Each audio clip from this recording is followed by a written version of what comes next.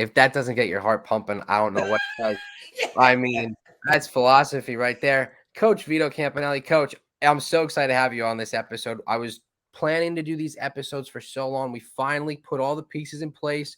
We aired an episode the other day. People's mouths dropped. People didn't like the things we said, but it is what it is. Everyone's going to get those hard questions. So I'll put that out there first. Coach, somebody said to me, "So how do you know Vito?" I go, "Well, I've known about him for about 13 years when he was coaching back at Westwood, winning state championships, running out on the field with them and all that crazy stuff. Then we went to Seton Hall, and then I remember it like it was yesterday, one of his first games at Bergen when he played basketball. I went up to him like middle of warm-ups, what do I know? I've got on my little fake media pass. Go, Coach, I'm from Westwood. I go to Bosco, but I just want to let you know I'm rooting for you. Give me a big hug. Since then, did a couple interviews. He talked to my players one time. We'll get back into that one at a later time. But Coach, thanks so much for coming on the pod. Also, everybody, he is the undefeated champion of New Jersey football, coming off of a big state championship win this year. I don't know about maybe we. Thanks, Bill. Yeah. Now, I Coach, appreciate you having me on, though. I'm looking forward to talking to you. oh, it's gonna be a lot of fun. I'm excited. I got a lot of people, Christian Cardi, Chris Mimo. Everyone's like, Phil, oh, this is gonna be a big episode. I go, oh, you know it. You know it. Um, so Coach, I want to really kind of introduce everybody how me and you met. So last year was COVID year. Yeah. Um, and there was no state playoffs for New Jersey, but you guys had a big game coming up against St. Peter's, which was kind of known about as the state championship. Am I right? No doubt. Yeah. Right. My youth team, same exact thing, restrictions, all that stuff. We're playing in our Super Bowl the same exact week on Friday. You guys are playing on Saturday. So we did an interview that year, and I was like, I got to get Coach Vito, come out, talk to the guys. Yeah. I texted him on Tuesday, hey, Coach, would love for you to come out. Don't hear from him. Like, he's probably not. All of a sudden, Thursday morning, yo, Phil, I'm coming tonight. What time? Where? Boom, Danny's there. I'm like, I don't believe this. Came, talked to him. I mean, I was fired up. Everybody in the room was fired up. The kids couldn't even believe what was happening. They went on, they won. So here's a photo of us on the field that night. But then The old mask. Oh man. Right. right. I got a really Legendary funny, field, though. I'll tell you that. very legendary. But I've got a funny photo. So after you guys beat St. Peter's to win, in my mind was a state championship because both same records. So it was how it all Yeah. played out. Yeah. So we made a little bit of Wild a couple weeks, but yeah, no doubt. wild, wild. So we made a little bit of a meme like this. Good stuff. Love that. Yeah. Yeah, it's great. It's great. But Coach, explain to my viewers how you got started. I mean, everybody knows. I mean, for my viewers that don't know, it is football royalty in the state of New Jersey, maybe even in the country. There was a great New York Times article about you guys this year. So, Coach, if you just explain to my viewers, tell them a little bit about yourself. Right. As far as coaching, you're talking about. Yes. Yeah. So, I kind of grew up in a football family, but honestly, feel a lot like yourself with the young guys. Grew up in youth football, Fair Lawn, New Jersey. Unbelievable community, unbelievable town to grow up in. But my father started the Fair Lawn Football Association in 1974, the year I was born. He's been coaching, still does coach our freshman offense at Bergen Catholic, but he came out of high school and started coaching right out of high school in 1963, still at it today in 2022. So football's really been entrenched in our family and kind of at the core of a lot of who we are and what we're about. And, we've been fortunate enough that my father and my three brothers and myself are all, we're football lifers, so to speak. Coach, when you talk about you and your brothers and football lifers, when you first got the job at Bergen Catholic, what was it like stepping into your brother's shoes and then creating multiple shoes, almost becoming not the Jordan brand, but the Vito brand now at Bergen? I think that it was probably the easiest part of that because I really think there's a lot of connection and a lot of symmetry between me and Nuns and we did share a bedroom for like 24 years, right? So we Yeah, kind that of would know help. each other pretty well. And I think that we definitely have a very similar value structure. And I think that relationships are important to both of us. And I think there's just that connection with the players. So I felt like I knew a lot of those guys because there was very few days that went by that I didn't talk to him, whether it was my ride home from Seton Hall Prep or something going on his team or my team. It was the person that you kind of reflected to. So there was a great understanding of the kids and how he felt about them and how he felt about the job. So it was very, very unique in that sense, Phil. Like I really felt like I knew guys before I really knew them. Yeah. Coach, um, when we look back at last season, I want to dive into that. And then we got a whole bunch of great topics that we're going to dive into. This is going to be such a great episode. I remember state championship game. It was such a special game. You could just tell in the atmosphere that something special was going to happen that day. One thing for one school could be to beat their rivals' undefeated season and take home a state championship. Right. For you guys, it was to cap off the season of all seasons. What they're calling one of the greatest seasons in Jersey football, besides the Bosco National Championships that happened back in the early 2010s. Coach, take me through this season and the ups and the downs that really nobody was able to really see. A moment of up that I love so much about the whole entire season was when you guys played against St. Joe's and you had Christian Cardi diving into the end zone for the game-winning touchdown after breaking his collarbone the year before. Right. Yeah. So if you could just give us an inside look of some of the tough downs that happened, and what was the pressure like with the show, The War Room, that you knew every week you're going to be on camera to talk about what could go wrong and what could go bad and what went good? Right. So I think there was an incredible connection within the team and just the amount of time that we spent together. And we really had like a great understanding of taking it week by week. And we had a great appreciation for who we were playing against. And we also had like a maturity to this team that was really hard to understand until you start reflecting back on it. Right. And I think when your leaders are the hardest workers and when they almost have like that philosophy, like they were like ravenous to win every single day, not every single week. I mean, every single day, Phil. There was more practices that we had to stop because you're saying like, my God, somebody's going to kill somebody out here. Then, oh, we got to get them going. We got to, get them moving. That was never, ever the case. It was such a professional approach to football. It was just a special group of guys. And there was really a great deal of like from our staff to the players, empowering them and letting them, it was really a player driven culture and a great sense of leadership within this group. I mean, you look at the way that your staff bonds so much. You see a lot with a lot of these other schools from wherever you always look. They always have these scandals, or there's always, well, this coach is leaving. We won't say why he's leaving. That used to happen back in the old Prims Catholic days. I mean, things like that still sometimes you do see. Coach, when you look back at the state championship game, I Right. talked to Coach Sabell about the block punt. We got their inside look at the block punt. So I want to get your inside look. When that punt got blocked, I looked over at that sideline, and the one thing I saw was you run over to Steve Angeli and the whole offense. You sat him down. What did you say to them in those moments? I mean, was anything going through my mind? I didn't say a whole lot. From Steve said to me, like, we got this, we're okay. Like, let's just get it back, and he kind of talked about what he thought we can do. And I kind of said to him, well, we're going to go more to two back with Saeed and Ryan on the next drive. And then there is just an incredible amount of faith in Tony DeBellis, the staff, and the defensive players that we had. And I think they came up with a great stop.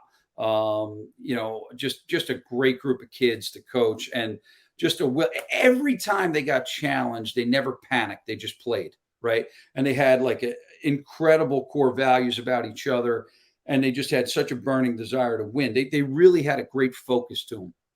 So when that punt gets blocked, so a little bit of stutter right there. Is anything going in your head like, oh no, like we're in trouble right now? No, I really didn't have that thought.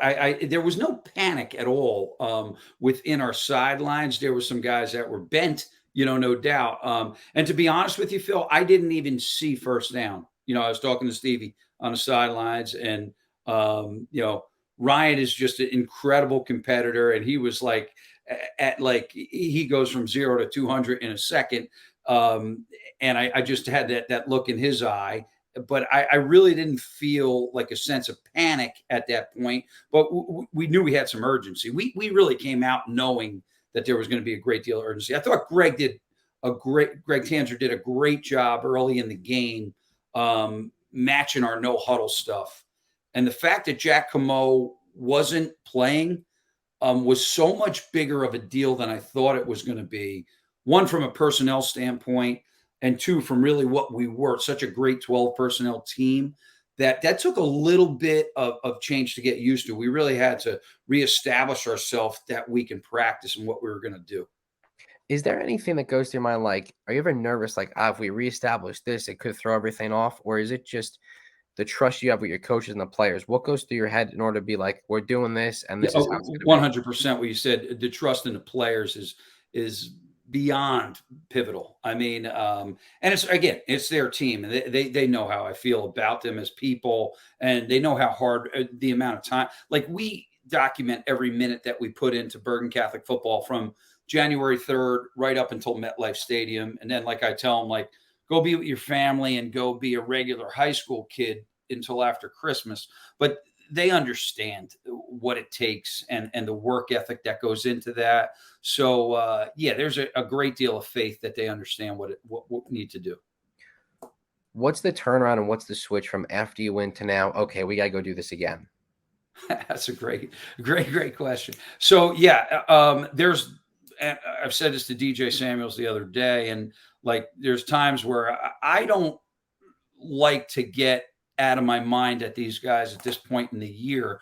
But there's definitely, in this league, at our school, at this level, there's a little bit of like that Super Bowl hangover, like you would say in the NFL, Yeah. right? And I worry about that because people start telling you you're something you're not. Like, we're a high school football team, right? And we're not anything different than anybody else. And we need to get to work, and we need to make sure that there's that burning passion again, like there is in Ramsey, like there is in Jersey City, like there is in Montville, like there is in West Orange, like across the board, like any one of those teams are coming out there to take your head off. So you really need to have a little bit of amnesia, but at the same time, remember how you got to that point. And for us, it's like obsessive passion, develop a great chemistry, okay, and know what your players are best at, okay, and then just have a great connection and work really hard at what we're doing. I think Coach, that if you do all that, you'll be okay.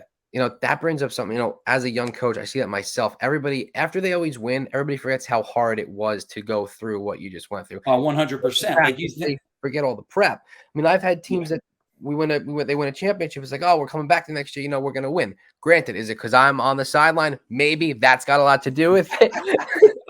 In that case, no doubt, No doubt. But people, from what I've seen around being in high school, like reporting all this stuff, the moment that the new season starts, it's like, yeah, like we're gonna be at MetLife in November. Like, there's no doubt, and it's like you all just forget what you just went through like a couple months ago, like the yelling, the mess ups at practice, the guys who Right. don't get out there. So, coach, that brings up my next question. You talk about the hangover, going out to Arizona against their state championship team. You're losing Steve, you're losing Ryan. Is there any fear in the team? Like, okay, like we don't have all the pieces we had last year to go out there. No, I think I'm so revved up to coach this team. I do. I'm not going to lie to you. I think there's definitely that concern. Like, people think it's like your noble right to win because you have a shiny gold helmet on. Like, that doesn't happen. So we're going to play the North Carolina defending state champ with like 14 starters back coming to Bergen, and then we're going to go out to Arizona, who, I mean, their quarterback is an elite player. And I think they're finished number 9 in the nation. And then we're going to come home without a break and go to Del Barton, who I think is one of the best coach football teams in the country, in our first 3 games. So there really is like no off switch to what we're doing. But at this point, we're really not, and I'm not saying this to give the company line, like, we're not even ready to start getting there. Like, we need to get subtly better every single day until June 18th. And then we get back on the field June 20th, and then kind of take those steps. So right now, it is really a step-by-step process. And what happened last year is amazing. We have it. But for me, I don't know, like, it is a little bit obsessive in what I do, but we're already back at the school every day at 5:45 in the morning. And, once the lights go on in the gym, we got to work and we got to get better, just that little bit better every single day that we hit the weight room. Coach, it's going to lead me to my next question. Who is the starting quarterback for Bergen Catholic next year? Well, going into it, I would say Jack Duffy is definitely going in as the one. Dominic has actually had a tremendous freshman year, and he's done an amazing job in the weight room. So I think that we definitely have guys that can take over the reins, and I feel really, really good about the situation we're in. But I think time will tell on that, just like a lot of positions on the field, right? So obviously, you would say that's the elephant in the room or the unproven commodity. But to me, I feel really confident that we'll be very good in that position. And on top of it, that's a position I coach all day in practice. So, Coach, you coach that all day in practice. You live with him all day at home. So, Coach, how are you able to handle coaching your son Dominic and keeping all that outside noise of favoritism away? Yeah, I mean, to me, that's an integrity question. That's really not a question, right? Like you're going to have integrity to your team. He understands what I'm all about. He understands the values that I'm about, and honestly, I think he shares those values. But on the other side of it, like we keep our commitment ratio of our players, and right now, his commitment ratio is number one at Bergen Catholic this offseason. I mean, he's done everything we've asked him to do and then some. He's never missed a lift. He's on time every day, and he works like an animal, and it's really important to him too. So, but anything he's going to get is exactly like I say to our guys, or the mantra of our team is earn everything. And that's not my son. My son is part of our program, but that's every kid that plays at Bergen Catholic. Like we talk about that, like earn everything. Like you don't think you're going to go play any guy on the schedule and it's just going to happen on accident because you play for Bergen Catholic, right? You're going to earn everything that you get. And really, that's the hardest part of being a part of this esteemed league and a great tradition at Bergen Catholic. Coach, you talk about Bergen Catholic, and then we talk about the people outside the program talk. This year, a lot of people were gunning for you guys because you guys looked like, oh my God, Bergen Catholic is something that they haven't been in a while. You've got them to that point. When you guys went up to Seton Hall, they threw you guys into a little shed to go talk in there. I saw that. That was crazy. They tweeted about you. Yeah. How do you deal with the tweets and all that stuff that comes at you as a coach? How do you not? Yeah, I have an uncanny ability not to worry too much about that. Like, it's a big thing, and I say this to my players, I say this to my son. Like, you can control what you can control, right? Like, um, I mean, not to get all philosophical, but like We God love knows the type of philosophy person. stuff on No, here. like God knows the type of person you are. God knows your character. God knows what's real, right? Like you can't control what other people are going to say about you. Like I'm going to make a call on any Friday night or Saturday, and 500 people are going to call me an idiot. I'm used to it, like I always joke around the line, like I was a bad college quarterback. So I'm used to people yelling at me about like things that I do wrong. But at the end of the day, really, for me, it's about just controlling what I can control and control what we can control. I'm never going to get involved in nonsense or the naysayers because like I know how hard I work. I know I could look myself in the mirror. I know I could look every one of my players in the mirror and say, like, I'm giving you everything I have. And I know what they're giving back to me. So there's a love, respect, and admiration within our program that, we feel good about who we are. Coach, everybody knows it about you. You're an aggressive play caller. You look back when you guys played Bosco in the playoffs up there, you were really aggressive in that game. Granted, sadly for you guys, it didn't work out in that game.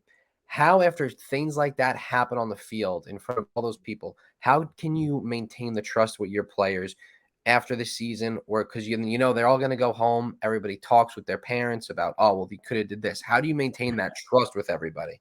Yeah, I mean, there's always going to be that. There's always going to be a second guess to what you do. So, like, the courage that you have to put yourself out there. That's what it's about.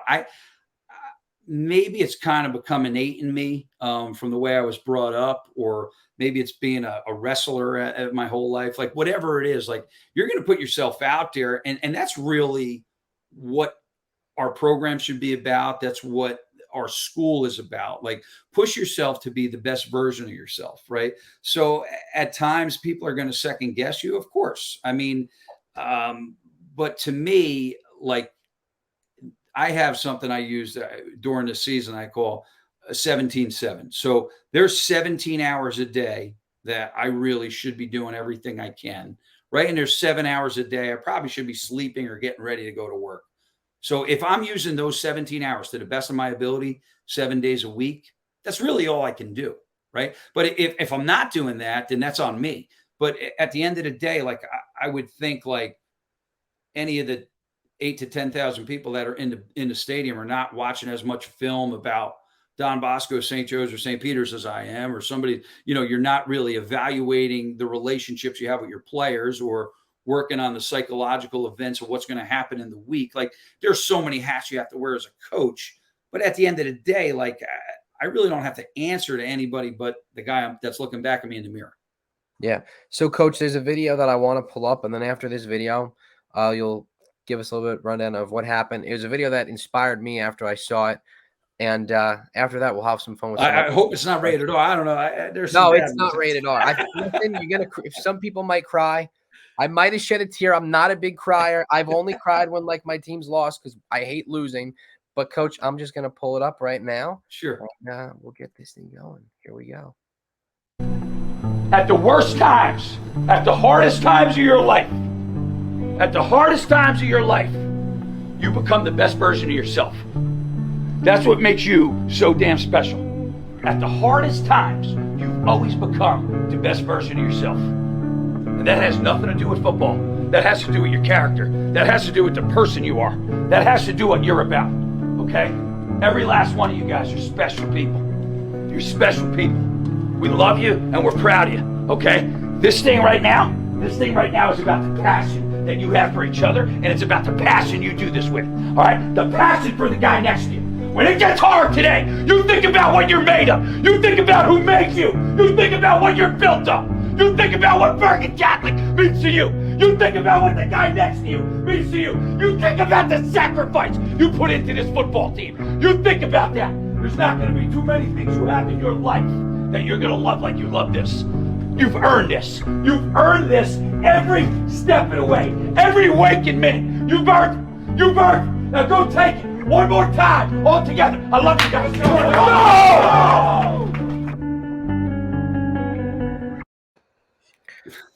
I mean, that's just, Coach, what went through your mind? Did you plan about saying that? And where? Nah, I don't really write those out too much. I just, for me, those few minutes are just about like, again, like we talk about commitment ratio in our program, like we document it from, like, as I was saying, January 3rd, right through MetLife, it equals out to over, if you do everything we ask you to do, it's like 1,000 hours, right? So the amount of time that we spend together, now I'll never have the effect in their life when they walk out of the school, like I hope I do now, right? But it's just that opportunity to tell them how much they mean to me, what they mean to our school, and how grateful their coaches are for what they do. And I think it's important.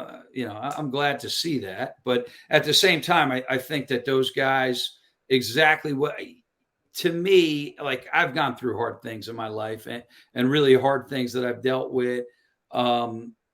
When you're up against adversity, what type of person are you? Right. And like, I think like your integrity really comes to the forefront when things get really hard. Like, are you going to point fingers, or are you going to stand up and be a man about it? Like, and that's really at the end of the day, what I hope they take more than state championship rings or anything they learn. Like, is it going to transition into the rest of their life and what they're going to take with them when they're 47, right? Because I could reflect back to being a youth football player or playing in a championship when I was 10, and it still means a great deal to me. I mean, that passion thing right there. And you talk about adversity, that's the foundation of this podcast. That's a big reason why I want to bring that up. Um, and I have a question on here, and I feel like that video answers it, and it goes, how do you compete with all these other schools to bring kids in? And I feel like when you look at those type of things, that's Right. what it is. Yeah, I don't know that the competition side of bringing kids to school, you're saying, Phil? Yeah. Yeah, so for us, I really, I think it's a lot more of like what there's a lot of symmetry in our administration and what we're looking to do. And there's a lot of good players that probably aren't a good fit. And that's okay. It really is. And there, I mean, and I'm not saying that negatively about good players that aren't on our team. What I mean is like I usually if kids are getting the same message at home that they're getting from us, those guys are usually incredibly successful. And there's so many pitfalls today in high school football, like like I just like the cell phone and what they see, and this guy got offered, why didn't I get this? Or like to me, that's really like an added burden. I think for us, we're really looking for like an extended family value structure to what we're doing, and there's got to be one connection and communication with the family because like for me like with in some cases maybe more maybe I spend more time with them than their parents do over the next 4 years, right? So there has to be like a connection and they have to know that you care about them. So like as you know with the exception of my own kids, I would think like I would hope that they know like I care about them as much as anybody and I want them to be successful. If they're guys that are going to play at Nebraska or Notre Dame, or they're guys that are going to, go on and do whatever it is that they're going to do in college and never put on a football helmet again.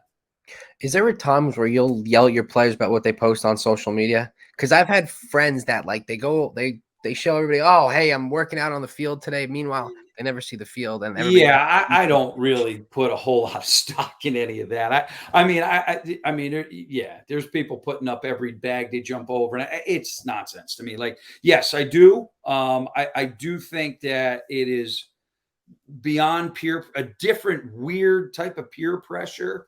I don't think it's a necessity at all. I think it's sheer madness what goes on social media today. But I also think like, you talk about like we were talking about courage before. Like you don't need any courage to make a comment on social media. No. Like you could just put out there whatever you want and there's no repercussion to anything you say. Like I'll jump on once in a while, but even like I'm not even big on reposting a kid's offer because like I don't think that's the end game getting an offer. I think the end game is you get to college and then bust your butt for another 4 or 5 years and then the end game starts after that, right? So like for us it's just kind of what we do. I think that there's way too much gravity put into the whole social media aspect, and I think it's really hard for kids today. It's a way too much of a pressure burden on them. When you talk about pressure and burden, what's your biggest thoughts about I feel like I was talking to another coach about this, Rich Robinson. Oh, Rich is a good man. Yeah. Great guy. And me and him, we both had the exact same agreement on it that in North Jersey, you have these media outlets of these 60, 70-year-old men that harp on these kids and prey on if they make a mistake, how could I make money off this? Or how could I twist this to get more clicks? I remember when Giancarlo Carbonell, when he missed the kick against Bosco, then he had Mike Quick lighting him up on the radio a couple days after that. As a coach, is there ever a time where you've got to say to these the media outlets that they're just kids? Because in my mind, I'm a firm believer that it's high school sports. People who should be covering high school sports should be the kids who are in high school and college learning sports, learning all that stuff, because everybody's growing together. You shouldn't have these guys who call themselves professionals who are just writing articles about these kids, harping on every single thing that they do wrong. Yeah, I kind of feel like on the kids side, I agree. Like the coaching side, I'm not to sound like Mike Gundy, but like if you're going to come at me, you should and you could. Like this is my life and I get paid for it, and you know what? That's fine. But like, yeah, getting after a kid or like the volatility that comes with some of these rivalries. I think it's become like a little bit over the top, no doubt. But like, do you really think the kid doesn't want to win? Do you think that a kid doesn't want to make every play he possibly can? I mean, so for me, like I get my back up about that stuff. If somebody was going to come at one of my guys about that, when I know what they do and what I know how hard they work at it, yeah, I do have a big issue with that. But unfortunately, again, like the social media world, like you don't have to put your name on anything. It's not like, you don't have to come nose to nose with anybody. You could just say whatever the hell you want. And, I guess if again, you have to have clarity in yourself and who you are as a man and kind of brush that off. Like, I'm not going to deal with any of that nonsense. I know how I feel about my players. I think they know how, I also know how they feel about me. So it's kind of just like, to us, I would hope to every high school team, it's beneath them. Big things that happened this year, and what I saw, which is pretty cool about with you guys, is your players with their grades. A lot of them standout players getting these great grades, but then you have these other schools around the area. I mean, I have firsthand accounts that I've been in class where the star running back of the school is sleeping right next to me, and nobody cares because he's going out to score a touchdown for the team that night. What's your thoughts about the schools that are doing that, letting football players come in, and for those 3 months that they're on the field, they could sleep in class and they're cutting class and doing all this stuff? What's your thoughts about schools with doing that? Yeah, I don't know. I don't know about that. I can't speak. I don't really know how to speak on that. I just think like they have to understand like there's going to be a standard that they're going to be held to at the next level, and when they get to the next level, they're going to go right back down the pecking order to the bottom of it. So I think that I take a lot of pride in the fact like next fall we'll have 10 kids playing in the Ivy League. That's the most at any high school in America. I think that speaks really well for not just the football players, Bergen Catholic, our administration, our faculty, our families, our alumni. To have 10 kids playing at that level is incredible. And we'll have 62 kids playing college football. So I think that if the end game is to get you in the best position you can to be successful, I feel like we're doing an awesome job of that. Not to say other people aren't. I just take a lot of pride in where our guys are going and how elite of some of the schools that we're at. Coach, we talk about Bergen Catholic. Big question is, what was the decision to leave Seton Hall? Yeah, that was a exceptionally hard one. But at the same time, I thought that it was, I don't know, how do you put it, to say like it's one of those jobs, like I don't know how you kind of turn it down. But at the same time, the relationships, like I just look like Johnny Alvarado, Kyle Monunga, Jelani Mason, Matty Colantuano, like that. Those were hard. Those were a hard 72 hours, looking back, I don't think people understood how hard it was. Jack McGovern at the time, really the connection there. I kind of knew I had to do it. But there's always going to be that emotional response. And especially with some of the guys like that, again, the amount of time you spend with your players, the hardest side is always going to be the relationship side. But I looking back, I think I made the right decision to do that. Any coaches coming back next season? Anybody not coming back? Within our staff? Yeah. Well, Angelo De Salvo is actually, who was our assistant quarterback coach this year, is going up to Northern Highlands. He's a young coach, Angelo De Salvo Jr. He's going to work with his dad, who's the OC at Highlands now. He's going to be a great coach. Everybody else at this point, we're pretty steadfast. I think we have great unity within our staff, and I think we'll be in a good position. Yeah. Is Coach Toll going to be on the sidelines this year? Coach Toll is back in business. Yeah, no, he is. He's still there. Obviously, the connection within our family and how I feel about him as a person. It's just, as much as he's slowed down his wits to what it takes to win, I just love the one-on-one conversations that we have and like the subtle little pieces that he's going to give me on what it takes on a weekly basis is huge. All right, Coach, let's have some fun now. Oh, let's do it. Let's have some fun now, because I know you're a big dancer. I'm a big dancer. I don't know if we're gonna do a dance off, but maybe after the pod, You'd be in trouble then, Phil. You'd be in trouble in the. You know what? I mean, I feel that is a threat and a challenge. So, Coach, I think, I mean, if you want to do this, I could meet you at Bergen one day this week before this airs. We'll film it. We'll do a 30-second dance off to the YMCA. Oh, geez. Nah, yeah, you got it. We could do it. And if you're in, like, if you want to do it, we could do this. You might have to give me like Biggie or something like that. I don't know about I'll do YMCA. We'll give you Biggie. Are you in? You want to do it? I got to talk to the guys. I talk to DJ, see what he thinks. I'll see. You know what? You should honestly. You could talk to DJ, but you should talk to Christian Cardi about that one. Yeah, Christian Cardi, he's got some serious DJ ability, doesn't he? He can DJ. He is he's something else. You can play football too now, my man. He can play football too. So let's have some fun here. So you have a lot of my former players on your team now that I used to coach. Yeah. I've known. You got David Madisik. Yes, we do. Who David, when my team won the Super Bowl, was one of the kids that threw the water on my head. He was also the one kid that yelled at me when we were about to lose, and I was panicking on the side, and he looked at me and he said, "You better man up and start coaching again." Did it. And he got the DeNobles. Yeah. So we were coaching at Northern Highlands, and you could just imagine, okay, we've got it's a full Bergen Catholic slate team. All right, me and Dean DeNoble, the Northern Highlands cafeteria at 9 a.m. one morning, drafting this team, and we're drafting. We get everybody about Nick Muller, lacrosse player. Oh, you got all my legendary students on your team, I guess. Yeah. Got Muller, got Jock Dente, the rower. Another guy I had in history class. Yeah. Then somebody takes Dylan Mazzola from me. Dylan, I did not have. Okay, so all right. That's not good.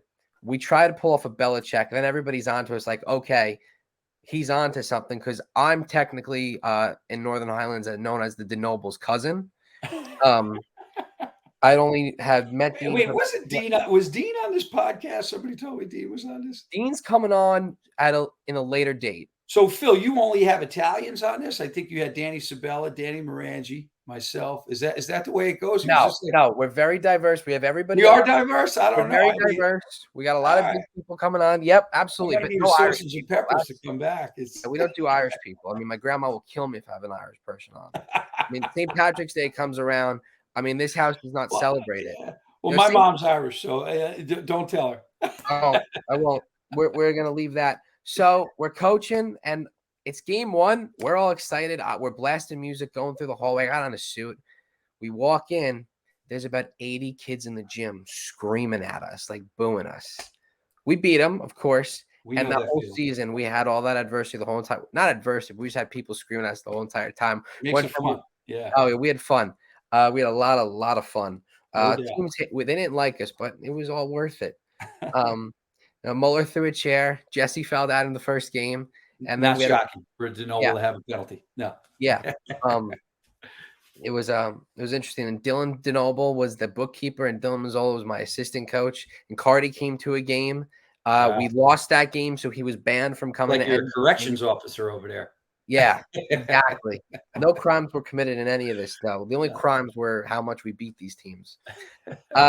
I got a funny question sent in on Instagram. The recent success of the St. Joe's lacrosse team, how much success is attributable to Coach Rich Robinson joining the staff?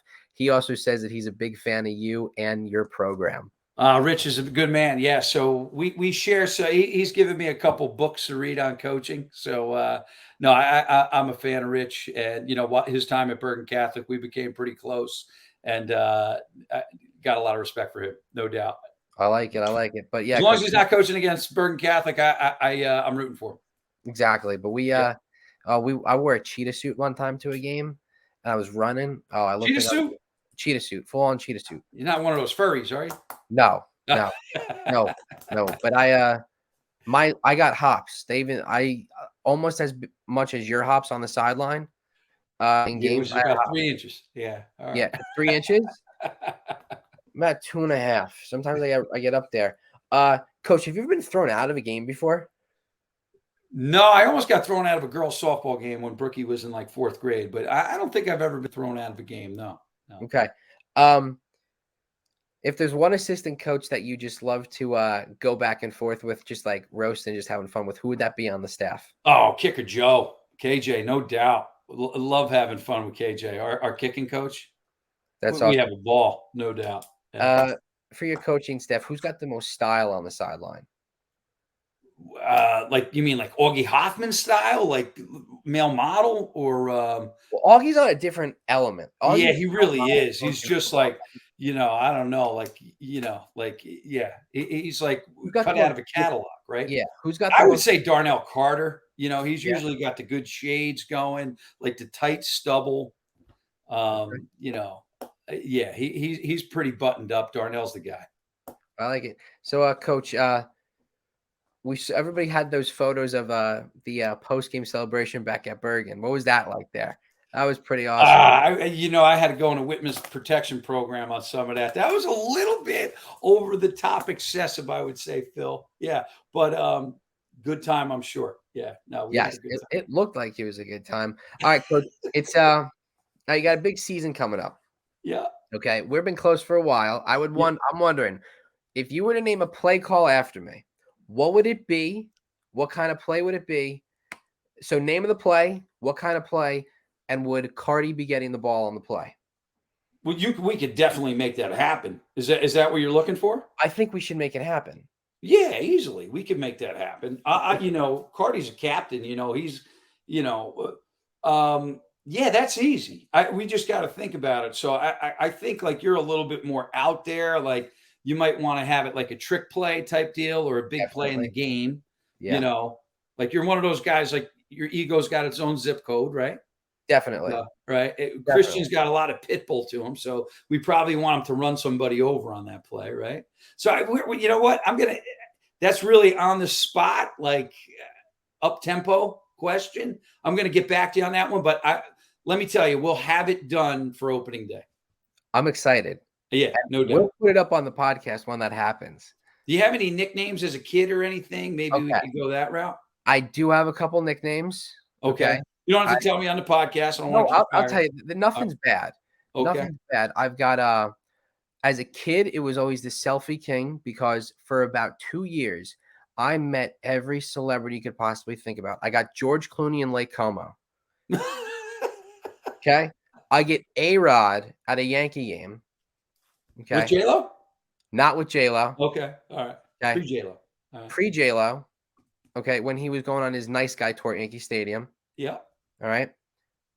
I got I'm at a Ranger game and this gorgeous woman walks past me and I look down. I'm like, oh my God, that's Donald Trump. Got Trump, told me. You should get Trump on here. You should get Trump on here. Told me, kid, watch the news from next week. I watched. He was running for president. Okay. He told me when I asked him for the photo, he goes, kid, he goes, make it snappy. That was cool. Who else did I get? I got a lot of celebrities really fast, but those were probably the biggest names that I had at that time. So that was a big Sounds one good. for a while. We can go with that. All right. Selfie King. Right. Yep. But now a big thing everybody calls me is Philly B. Like that. Philly B. Yeah. Philly B is a big one. The Nets announcer, Ian Eagle, calls me that. So yeah, that's what Philly B is the one that's been sticking around lately with a lot of people. Or Mr. President. That's one that sometimes, but Philly B. Yeah, out of those three, I'm going to go with Philly B. So yeah, definitely. I'll get back to you on what Philly B is going to be. Yeah, I'm excited for it. I can't All wait. Right. No So, doubt. Coach, we'll wrap this thing up soon. You got any questions for me? I know you got to have some. So, any questions for you? Yeah. Are you going back to the Pop Warner squad this year? I am not. You're not. I'm not. No. So you're going to be full time on here. Full-time podcast and just looking to find somewhere else to go coach right now. Okay. But yeah, I'm done with Pop Warner stuff. Okay. All right. Great. Yeah. We love it. Yeah. So just looking around there to find hopefully something opens up. All right. And I got to ask you this one thing, then we'll go back to you asking me a question. So you think about a couple questions for me. Yep. If you had one nice thing to say about Coach Morangi and Coach Sabella, what would that be? They're going to get the same question. Nice thing to say about them? Yeah, one thing about each of them. Oh, I got a million nice things to say about it. Yeah, I don't, You know what's funny? Like, and not to get off, and I know we got to go, No, but like I had we got lunch time. the other day at Rutgers. I had lunch with Christian Dremel. Like, just we were sitting next to each other.